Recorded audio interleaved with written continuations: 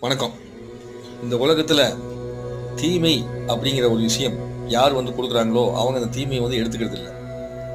நன்மை அப்படிங்கிற விஷயத்த யாராவது குடுத்தாங்கனாலுமே இந்த உலக மக்கள் அத உடனே வாங்கிக்கிறது இல்ல.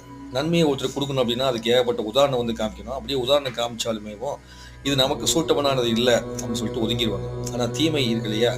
தீமையான விஷயத்த தனக்கு எடுத்துக்காம ஒருத்தர் சொன்னா கூட அதை எடுத்து பயன்படுத்தக்கூடிய மக்களா இங்க அதிகமான பேரு மாறிடுறாங்க. உதாரணத்துக்கு இப்ப இந்த புகையிலை இந்த மாதிரி விஷயத்திலலாம் குடுக்கக்கூடிய விக்கக்கூடியவங்கன்னு பார்த்தீங்கன்னா, தனக்கு அதிகமா உபயோகப்படுத்திக்க மாட்டாங்க. ஆனா அத மத்தவங்க உபயோகப்படுத்தி தன் உடலை சீர்கேடாக மாத்துறதுக்கான வேலையை செய்வாங்க. இந்த பிரபஞ்சம் முழுக்கவே நெகட்டிவ் எனர்ஜி அதிகமா இருக்கிறதுனால முதல்ல அதான் வேலை செய்யுது.